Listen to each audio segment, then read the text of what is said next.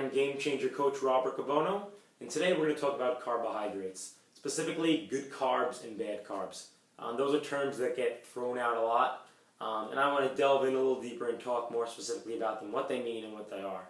And I don't necessarily like to use those terms. The terms that I like to use are what are more beneficial carbs and what are less beneficial carbs. Because I'm not a huge fan of the terms good and bad to identify food, especially because very few foods, especially carbohydrates, very few can hurt you in moderate amounts and can hurt you on their own unless you have a specific condition, and very few are going to impact you in such a great manner to provide such benefits. It just happens to be that some are more beneficial and some are less beneficial. So let's take a look at what I'm talking about here specifically. So what do I mean by more beneficial? What do I mean by less beneficial? And I'm specifically looking at three different factors. And one of them is nutrient density. So what's the nutrient content per ounce? Do you get a lot of nutrients per ounce? Do you get very few nutrients per ounce in the carbohydrate source? Then we have calorie density. Is it a lot of calories per ounce?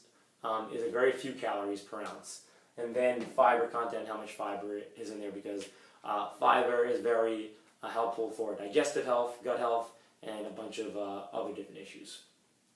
So if it has a very high nutrient density, if it has a low calorie density, and if it has a high fiber content, then I'll put that in the more beneficial carb category. If it has a very low nutrient density, if it has a very high calorie density, and if it doesn't have a lot of fiber, then we'll put that in the less beneficial category.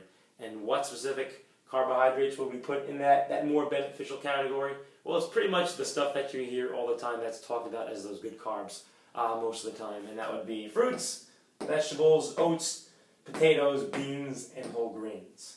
So the important thing to realize is, since those are more beneficial, you want the majority of your carbohydrates to come from those sources.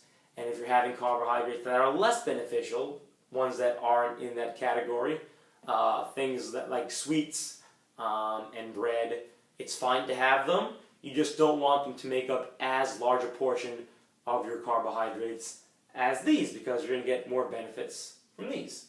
And because that's really what it all comes down to. It's about your overall intake. What's comprising your overall carbohydrate intake? You want it to be most of this stuff so that you get a good amount of nutrients, so that you get a good amount of fiber, so that you're not taking in a ton of calories from just those few foods. But if you want some carbohydrates that aren't on this list, that's fine. Just have them in moderate amounts. Don't have them be the bulk of your diet. And something else to discuss when we're talking about carbohydrates is the glycemic index. If you're not familiar with that, that's specifically talking about carbohydrates that when eaten, if they raise your blood sugar very quickly, or if they don't. And that's the glycemic index, and something that has a very high glycemic index we think of as causing a very great blood sugar response in the body. So a lot of times we'll think about those foods as being in the bad carbs category. And really that is something that shouldn't be an issue, because the glycemic index is something that came about when having people eat carbohydrates while fasting for 24 hours before, and while not having any other food with that dish. So for example, potatoes, specifically white potatoes, have a very high glycemic index, so most people consider them to be in the bad carb category.